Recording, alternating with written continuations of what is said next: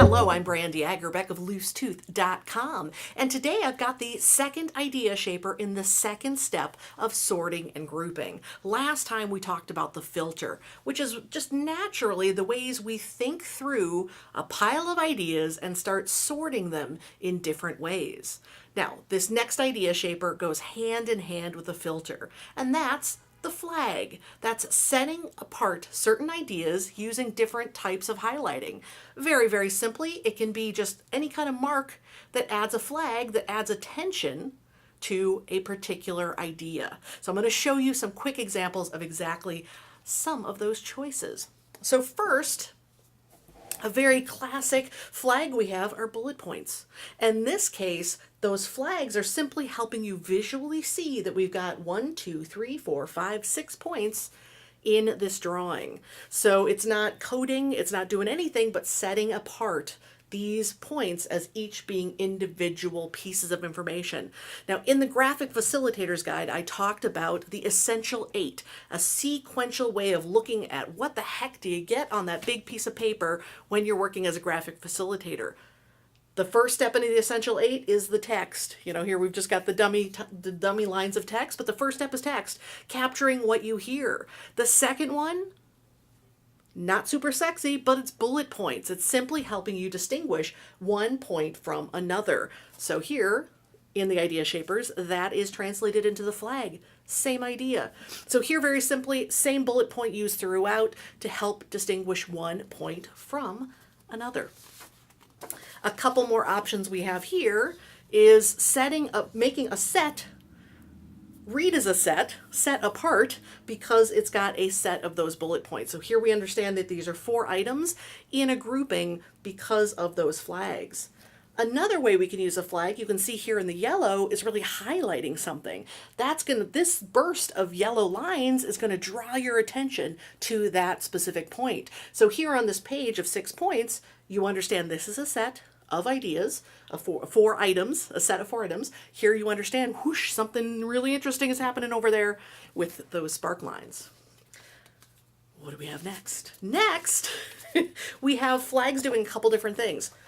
Again, much like those spark lines, here I'm using a bracket and a key icon to really say that this is the key idea on the page. You have so many different ways you can flag information, and really simple symbols can help you understand what that set of information is.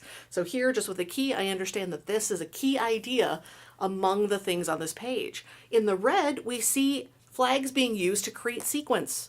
So now you understand out of these 6 points on the page, there's 3 of them that are in a specific order or have been flagged as like first choice, second choice, third choice. We got first, second, and third. So again, very simple, small visual bits of information that add to the text on the page. These are our flags. Next, just a couple really simple ways of showing highlighting. Highlighter with the yellow, and also here we've got a circle, something circled as sort of a let's draw your attention to those specific pieces on the page. Now, here's what I love, and the last 2 videos when I talked about the filter, it was really hard to separate the filter from the flag because when we're using filters, flags are a fantastic way to mark what goes into what category. And in this example, you'll see these 6 items have been gauged from that kind of filter of the gut reaction. So I've got little smiley faces, super smiley, frowny, meh, super, super happy faces to help you understand at a glance what's kind of the gut feel of each of these items. So each one has a read, has a flag that represents where each of those items is in relationship to a specific filter. Again, this filter being sort of that gut check of, am I excited about this? Am I not? So here is a great representation of those flags, really highlighting the explicit use of a filter. Super fave, I use that one all the time. Now this is an example of using flags to show progress.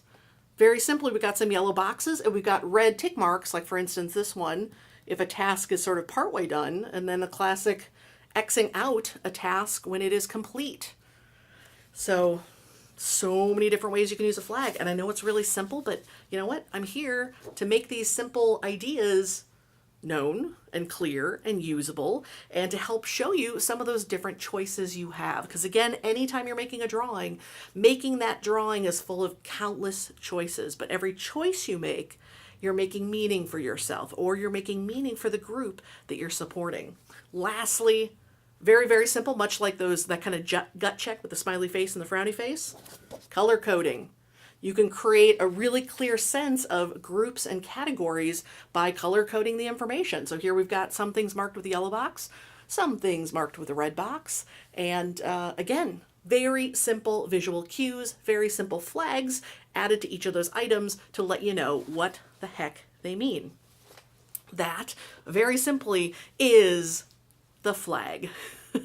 So I welcome any questions, any comments, and thank you so much for watching.